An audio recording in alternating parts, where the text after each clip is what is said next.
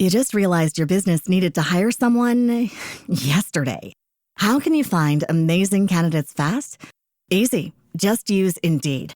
Stop struggling to get your job post seen on other job sites. With Indeed sponsored jobs, your post jumps to the top of the page for your relevant candidates, so you can reach the people you want faster. According to Indeed data, sponsored jobs posted directly on Indeed have 45% more applications than non-sponsored jobs. Don't wait any longer. Speed up your hiring right now with Indeed.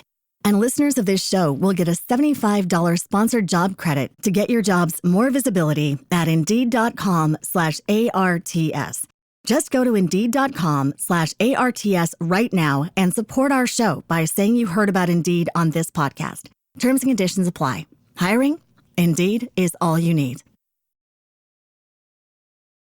The Signal Oil Program. Yes, the Signal Oil Program. The Whistler.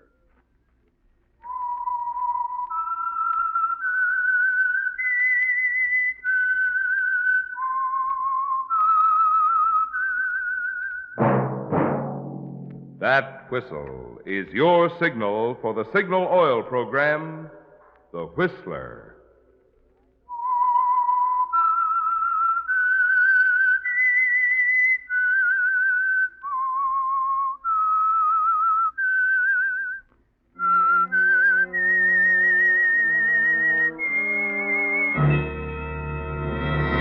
I am the Whistler, and I know many things, for I walk by night.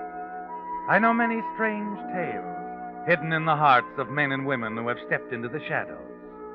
Yes, I know the nameless terrors of which they dare not speak. Yes, friends, it's time for the Signal Oil Program, The Whistler, rated tops in popularity for a longer period of time than any other West Coast program in radio history. And Signal gasoline is tops, too, tops in quality. It takes extra quality, you know, to give you extra mileage. And Signal is the famous Go Farther gasoline. So look for the Signal circle sign in yellow and black that identifies independently operated signal stations from Canada to Mexico. And now the Whistler's strange story. Perfect Alibi.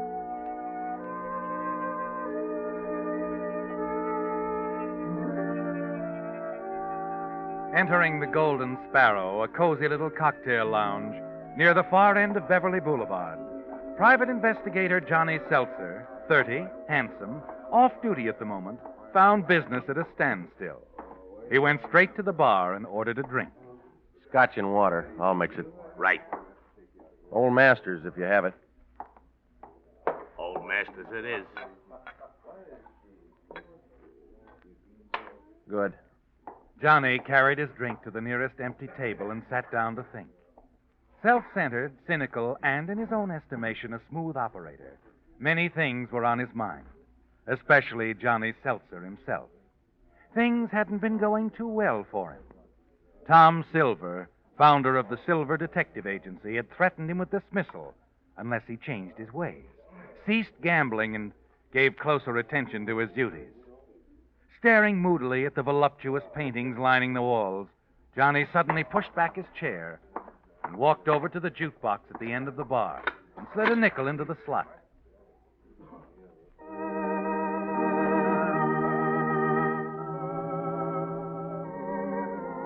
Returning to his table, he sat back to finish his drink, listen to the music, and sympathize with himself. Ordinarily, Johnny would have welcomed the voice which abruptly shattered his mood. A low, sibilant voice that seemed to come from nowhere. I like music, too. Does that make us pals? Well, don't seem very happy. I was. Most men would be glad to see me. Yeah, well, I'm different. I'm sure you are. That's why I came over. That was my wife's favorite line. Maybe that's why it didn't register. It could be. You didn't like her much, huh? I didn't. Divorce? I didn't kill her. Say, what are you anyway, an investigator for the World Psychology Foundation? I'm surprised you haven't asked me why I got married in the first place. Oh, I figured that out already. Doe. And it shows on you, too. What? Your merger with the bankroll behind that mink and ice you're modeling there. No merger. Present. From a relative. That's quite a coincidence, isn't it? What is? Two people who like money meeting up in a place like Hollywood. And now that we know all about each other, let's call it a day, huh? Why? Why not? Oh, I don't know. Maybe because it's still early. Maybe because it's raining outside. That's not good enough. I like to walk in the rain. Nice if you'd invite yourself over. Maybe I'll run into you again sometime. Wait a second. Yeah? Am I that hard to take? How would I know? You might find out. I'm not curious. Can I take your order? No, thanks. I'm taking a powder. Waiter, 2 scotches and waters. We'll mix them. I said I was leaving. Don't be like that, Johnny. Sit down. What was that name you called me? You're Johnny Seltzer, private eye, aren't you? Okay. You know who I am. I figured that pickup pitch was a phony. Well, like you said, I'm Johnny Seltzer. And I'm Alice Collins. Who's she? She's the niece of Charles Collins. Charles Collins. Not the #1 boy of lumber. That's what it says in the papers. I never saw him till 2 years ago. He wrote and asked me how I'd like to live out here, and I said I'd like it. So here I am. Mm-hmm. Eastern talent? I was born and raised in Springfield, Missouri. Who sent you to me? Nobody. I saw you out at Dilbo's one night last week. I asked a croupier who you were. I see. The lady gambles, loses. Now she wants me to get her money back, right? Wrong. No, I don't think so. What did you do? Follow me here from the office? Mm-hmm. Am I forward? Just say easy to approach, like a department store. Pardon me. Okay, waiter. Let's have the check. Huh? Just put it on my bill, will you please? Certainly, Miss Collins. Take it out of this. Keep the change. Thank you, sir. Well, that was nice of you, Johnny. Cigarette? Thanks. Now, look, Springfield. You got an angle or you wouldn't be talking to me. What is it? You ought to get over that inferiority complex. There's no angle. I just thought you'd be a nice guy to know. Later on, after I know you better, I might be able to throw a little business your way. Detective business? Terrific detective business. Maybe as much as $50,000. Well, that's nice money.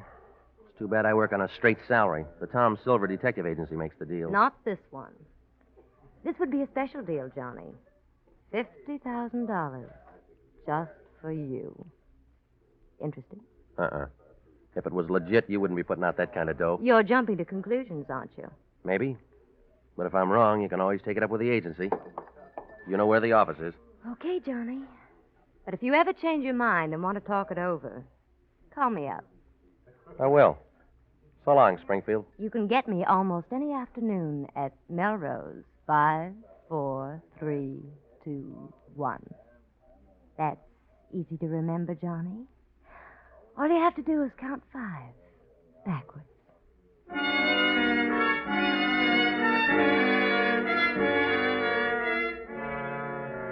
When you leave the Golden Sparrow, you're sure you've seen the last of Alice Collins, aren't you, Johnny?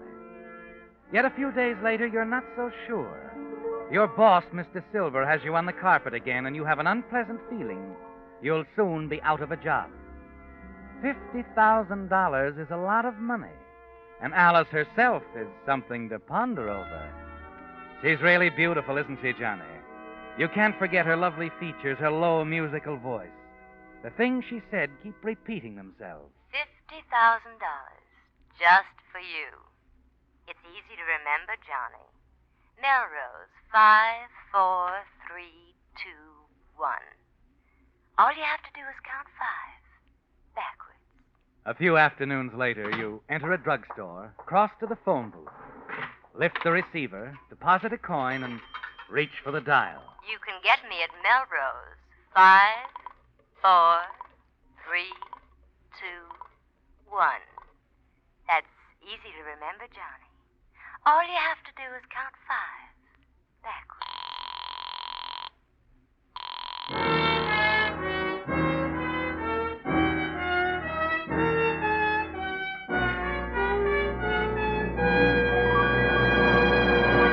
With the prologue of Perfect Alibi, the Signal Oil Company brings you another strange story by The Whistler.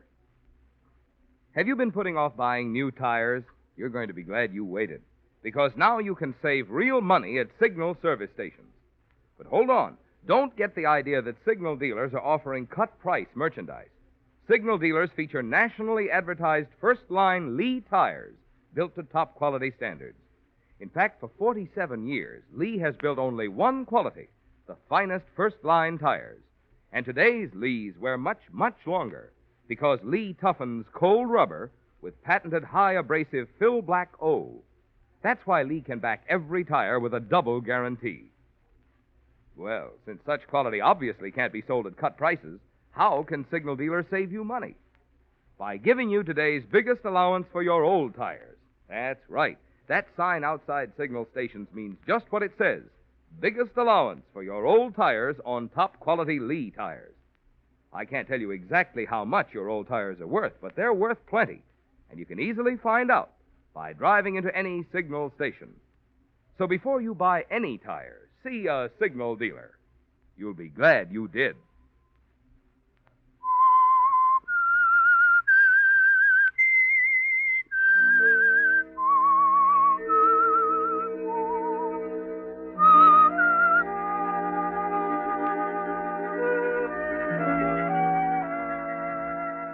Well, Johnny, a few days ago when you left the Golden Sparrow after your pickup tete-a-tete with Alice Collins, niece of the multimillionaire lumberman Charles Collins, you didn't expect to see her again, did you?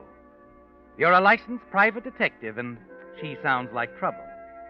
But with things piling up on you as they have, you decide you were a little hasty. An hour after phoning her, you drive to a modest little apartment building on Fountain Avenue near Cahuenga. Curious but still cautious, you knock lightly on the door.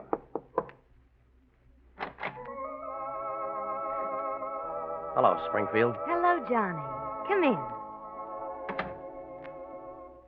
You still like music, don't you? Mm-hmm. I've got a good memory, too. You have at that. Here, let me take your hat. Then we'll go in the sunroom. Okay.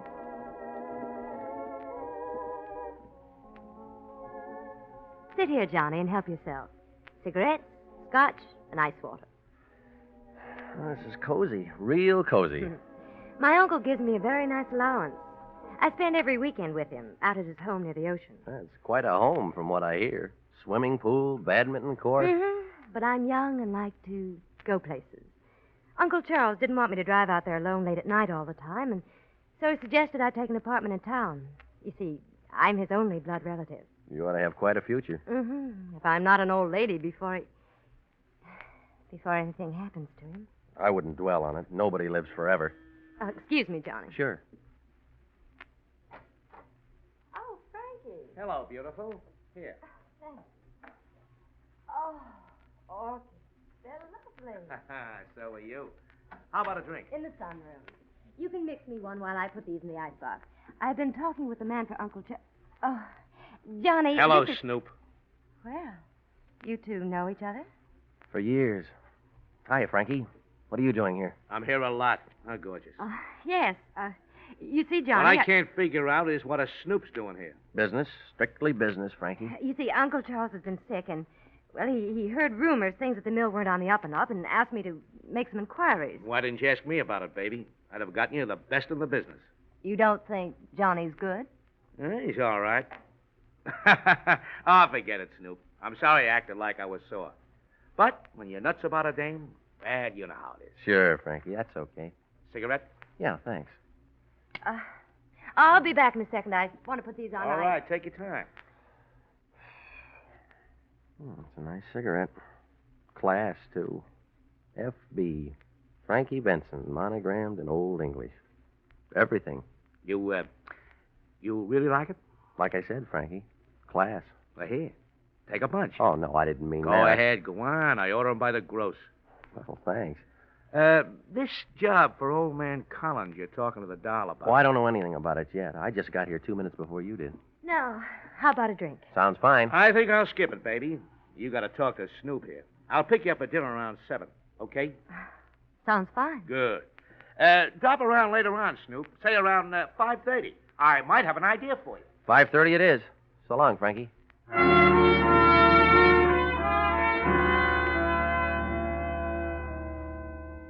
Well, Johnny, your golden girl seems a little tarnished, doesn't she? Not that you're surprised, but you are disappointed. And a little nettled to realize that a girl with the background of Alice Collins would waste her time on a gambler, a glorified hoodlum like Frankie Benson, operator of the notorious Dilbo's Gambling Club. After Frankie's departure, you make no attempt to hide your annoyance. Nice friends you got. Honestly, Johnny, it's not what you think. What do I think? You think I'm Frankie Benson's girl? Well, aren't you? No. He thinks so. I know he does. The way things are, I've had to let him think so. I owe him money, Johnny, a lot of money. Oh. So the lady did gamble and lose. Yes, she did. And if Uncle Charles found out, he'd cut off my allowance like that. Maybe send me back to Springfield, even. So you want me to get your money back? Springfield. This is where I came in. Frankie Benson plays too rough for me. Way too rough. Wrong again, Johnny. I don't want you to stick out your neck for me. What do you want me to do? Just, that's all. Look, Springfield, that day I met you, you mentioned a piece of business you could throw my way. $50,000 worth. I said we'd talk about that after I knew you better. Ready to make a real impact every day? Join the Active Day Home Care team and help clients maintain their independence in the comfort of their own homes. Make a difference in someone's life as you provide essential daily assistance and protect their health and happiness. Earn up to $20 an hour and enjoy additional perks like optional daily pay, 401k, paid time off, ongoing educational training, and more. Join a team that values care, compassion, and your professional growth. Visit ActiveDay.com to apply. You just realized your business needed to hire someone yesterday. How can you find amazing candidates fast? Easy. Just use Indeed. Stop struggling to get your job post seen on other job sites. With Indeed sponsored jobs, your post jumps to the top of the page for your relevant candidates, so you can reach the people you want faster. According to Indeed data, sponsored jobs posted directly on Indeed have 45% more applications than non-sponsored jobs. Don't wait any longer. Speed up your hiring right now with Indeed. And listeners of this show will get a $75 sponsored job credit to get your jobs more visibility at Indeed.com/ARTS. Just go to Indeed.com/ARTS right now and support our show by saying you heard about Indeed on this podcast. Terms and conditions apply. Hiring? Indeed is all you need. Now, how long is that going to take? Not very long, I hope.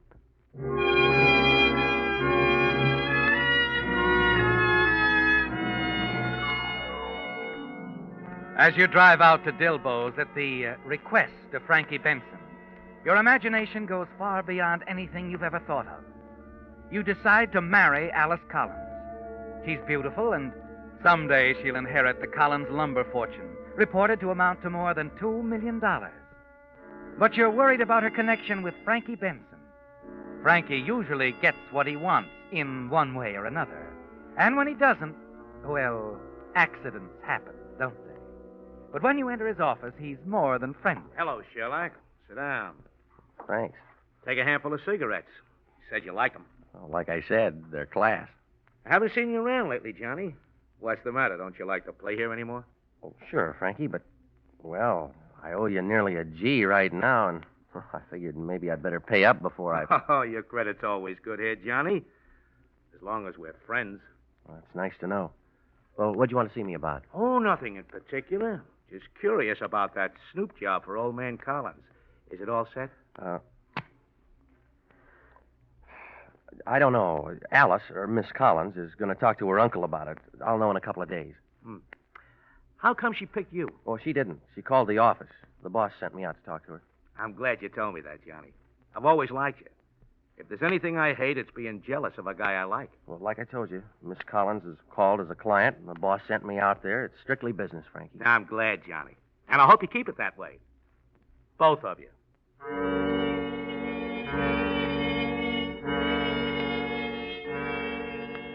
Frankie Benson's cordial manner doesn't fool you for a minute, does it, Johnny? It only makes his thinly veiled threats more pointed.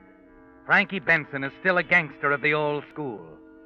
And you have no intention of giving up Alice Collins. But you decide you'd better be careful. And for the next few weeks, your meetings with Alice are at out-of-the-way places, usually some distance into the country. You're determined that nothing is going to prevent your marrying her and enjoying the fortune which will be hers after the death of her uncle. The idea of her uncle's quick departure doesn't seem to shock you at all anymore, does it, Johnny?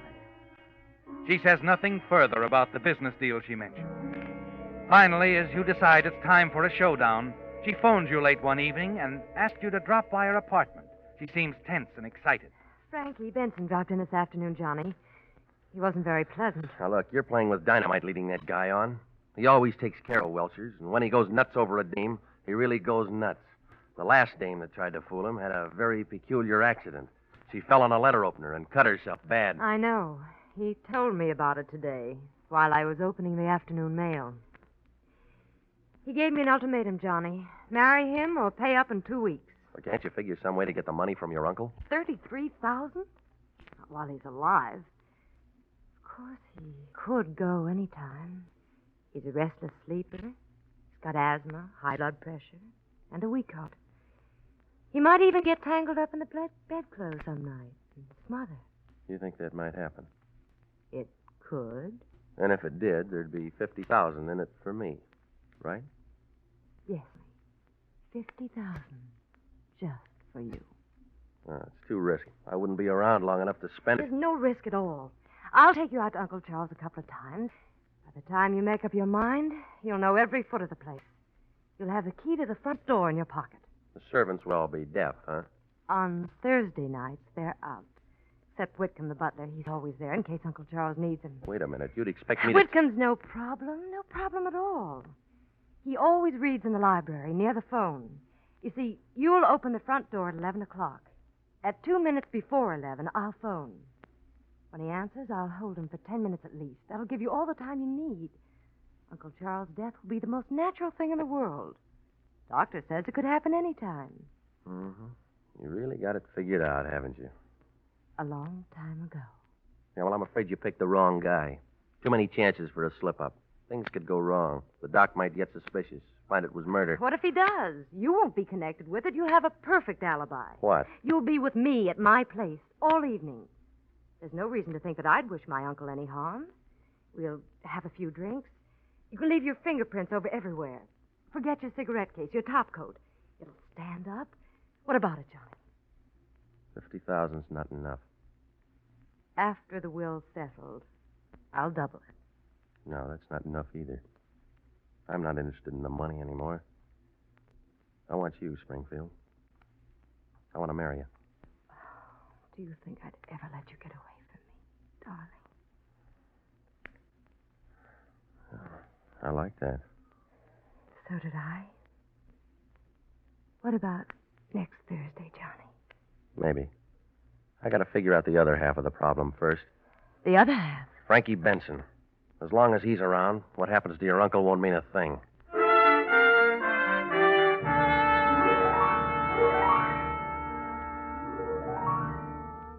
And you do figure it out, don't you, Johnny?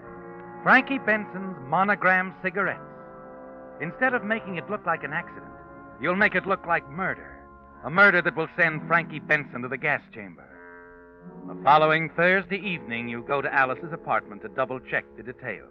Now, look, Springfield, about Frankie Benson. He called up a couple of minutes ago, Johnny. Wanted to drop over for a while. I told him I had a headache. What'd he say? He's beginning to scare me, Johnny. He told me I'd better take a nap. Said I might get dizzy and fall down and hurt myself. Said he'd call back in a couple of hours and see how I felt. Good. That's all I needed. Let's see. It takes about 40 minutes to drive from Dilbo's to here. All right. When he calls back, tell him to come over about 11:15. But I thought you were... I'm taking care of Frankie tonight, too, with one of these. Frankie's monogram cigarettes. Yeah. I worked it all out, Springfield. All I needed was a break, like Frankie's phone call. Tonight's job's going to be murder. A murder that'll send Frankie Benson to the gas chamber. Oh, no, Johnny. The other way's safer. We won't get another chance like this in a million years. Now, when I leave, I'll drop one of these monogram cigarettes by the front door. The rest is automatic. Oh, no, Johnny. It won't work. The cigarette will point to Frankie, sure, but it won't stand up when he tells the police he was framed. They'll believe him. Frankie hasn't any reason to kill Uncle Charles. I've taken care of that, too. I called the DA this afternoon. Said I was your uncle and told him to send a man out tomorrow morning. The newspaper boys will be there, too. They're expecting a big story about Frankie Benson. Oh, you're out of your mind, Johnny. Uncle Charles never gambled in his life. He never even heard of Frankie The Benson. DA heard different. He thinks your uncle found out about your gambling losses to Frankie. He sent out a private eye to Dilbo's. The guy picked up a couple of pairs of dice. Loaded. Cute, huh? Yes, it is. But what about Frankie's coming here tonight? Now, that's the clincher, baby. When he gets here, your headache will be so bad you'll have to send him away. When the cops pick him up, if he tells them he was here, he's lying. That's my alibi. I was here all of the evening. Oh, it'll work, Johnny. Oh, you're wonderful. Well, that's it, baby. With you to back me, it can't miss. Wish me luck, Springfield. All the luck in the world, darling. Hurry back. Well, I'm not coming back tonight, baby. Our alibi is all set. The evidence will back us up. I think it's better if I just hole up at home for a day or so, huh? I guess you're right. Now, look, don't forget to phone the butler just before 11. I won't. Come here, Johnny. Huh? That's for luck, darling.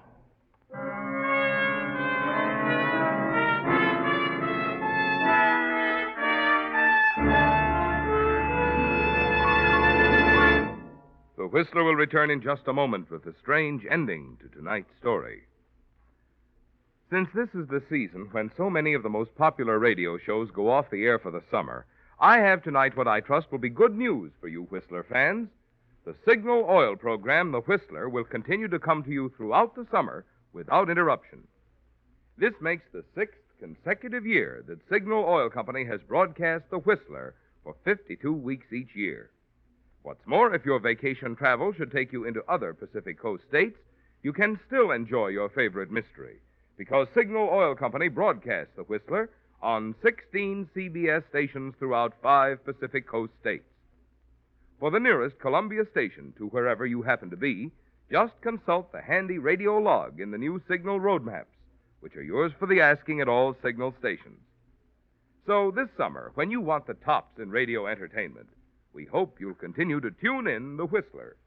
And when you want the tops in gasoline quality, we hope you'll turn in to a Signal service station and fill up with Signal, the famous Go Farther gasoline.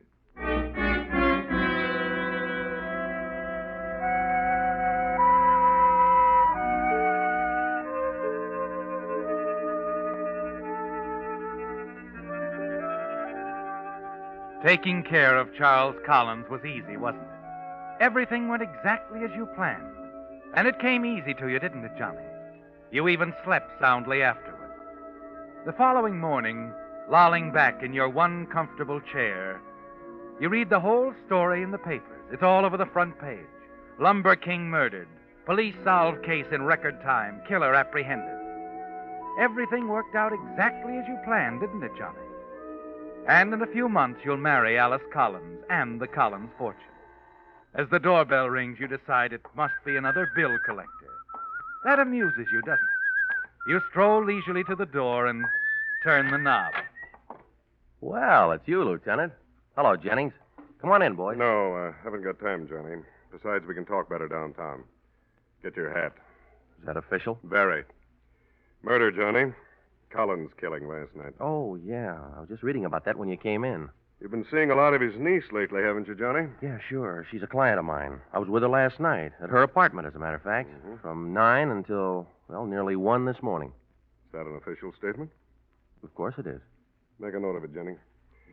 Oh, as a matter of fact, we know all about that, Johnny. You left your fingerprints all over the place. You must have been pretty high. You even forgot your overcoat and cigarette case. Oh, well, I'll admit we had a few drinks. But what's the idea, Lieutenant? The morning paper says you've already nabbed the guy that killed Collins. Yes, we have. Frankie Benson. He was a little noisy making his exit. Got panicky and dropped his card as he opened the front door. A half-smoked cigarette. Monogrammed. His own special brand. Benson admitted it? No. But his alibi was so phony, he's as good as convicted right now. Yeah, but what motive would Benson have? Plenty. Old man Collins had him cold. Crooked game. Loaded dice. He was going to give the DA the whole story this morning. Well, if you've got everything so sewed up, why do you want to talk to me about the Charles Collins murder? We're taking you in for the murder of his niece, Alice Collins, Johnny. She got hers about 11 last night in her apartment. Stabbed with a letter opener, as if you didn't know. Pretty clumsy accident, Johnny.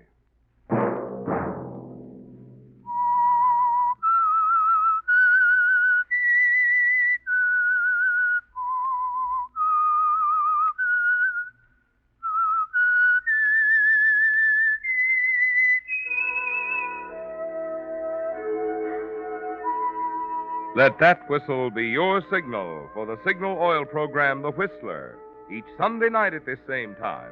Brought to you by the Signal Oil Company, marketers of Signal gasoline and motor oil, and fine quality automotive accessories. Signal has asked me to remind you, to get the most driving pleasure, drive at sensible speeds, be courteous, and obey traffic regulations. It may save a life, possibly your own. Featured in tonight's story were Jack Webb, Doris Singleton, and Eddie Marr. The Whistler was produced and directed by George W. Allen, with story by Ed Bloodworth, music by Wilbur Hatch, and was transmitted to our troops overseas by the Armed Forces Radio Service. The Whistler is entirely fictional, and all characters portrayed on The Whistler are also fictional. Any similarity of names or resemblance to persons, living or dead, is purely coincidental. Remember at the same time next Sunday, another strange tale by The Whistler. Marvin Miller speaking. This is CBS, the Columbia Broadcasting System.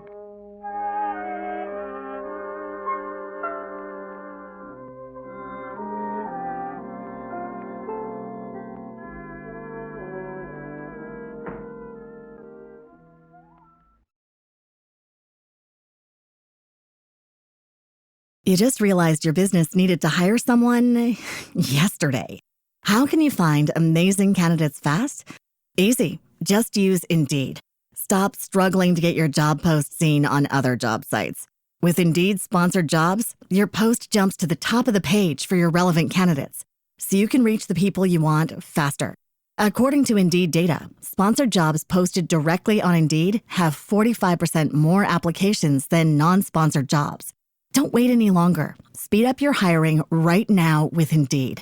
And listeners of this show will get a $75 sponsored job credit to get your jobs more visibility at Indeed.com/ARTS. Just go to Indeed.com/ARTS right now and support our show by saying you heard about Indeed on this podcast. Terms and conditions apply. Hiring? Indeed is all you need. Ready to make a real impact every day? Join the Active Day Home Care team and help clients maintain their independence in the comfort of their own homes. Make a difference in someone's life as you provide essential daily assistance and protect their health and happiness. Earn up to $20 an hour and enjoy additional perks like optional daily pay, 401k, paid time off, ongoing educational training, and more. Join a team that values care, compassion, and your professional growth. Visit ActiveDay.com to apply.